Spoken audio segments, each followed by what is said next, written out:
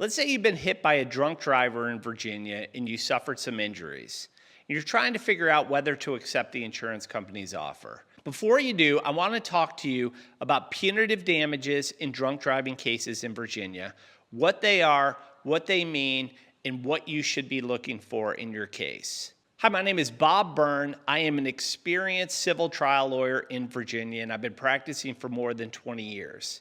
We handle a lot of drunk driving cases where we represent individuals and families who have been injured by drunk drivers.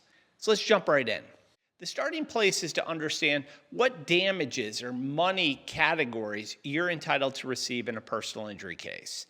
And I've written about that in other places, and I have some videos, so check those out. But the most important thing to understand about a drunk driving case is that you have a case against someone who broke the law, who broke a terrible law, and has put you and other motorists at risk. You're talking about a defendant who was knowingly drinking. They made a decision in their drunken state to get behind a wheel and to endanger others, even though everyone knows that drinking and driving is incredibly dangerous. So punitive damages are meant to punish, to deter certain conduct, and to send a message. So there's two ways to get punitive damages in Virginia. And the first is what's called statutory punitive damages. And under this statute, if the defendant had a blood alcohol content level of 0.15 or higher, and you mix in a couple other facts, then they are going to be what's called presumed to have engaged in willful and wanton conduct. And when that happens, you are entitled to bring a statutory claim for punitive damages. And that can be up to $350,000 that you can request. That statute also says if you have a driver that is suspected of drunk driving and the police ask them to submit to a blood alcohol content test and that driver refuses, that is also a basis for seeking punitive damages against them. Any driver who drives on Virginia roads has agreed to consent to a blood alcohol test if they're suspected of drunk driving. And if they don't, that can be a legal violation.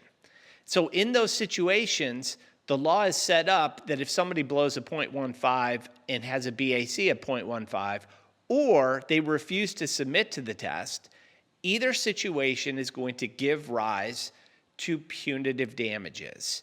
And so that is the starting point for these cases, is a statutory punitive damages claim.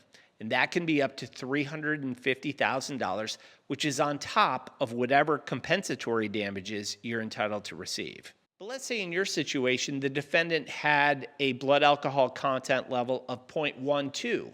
In that situation, there's also what's called common law punitive damages. So if a defendant was under the influence and they didn't necessarily rise to that 0.15 threshold, you can still seek common law punitive damages if they have that BAC, plus there are additional aggravating factors. And in that situation, you can proceed with a common law claim for punitive damages.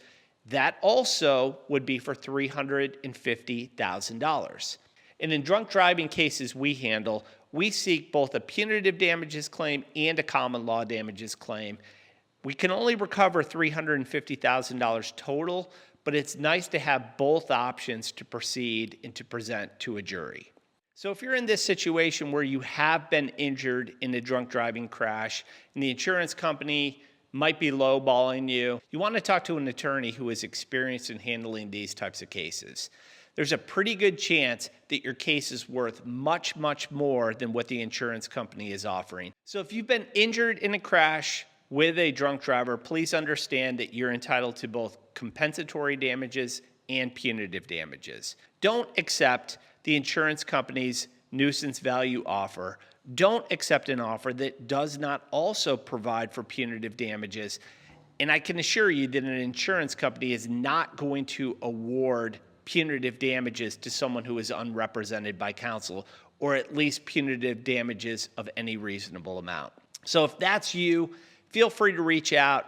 I'll see if I can point you in the right direction. Our firm handles these cases all the time, and I think this is something we can probably help you with. But thanks so much for watching this video. If you haven't yet, please consider subscribing. Give me a like and stay tuned for more videos. Thanks.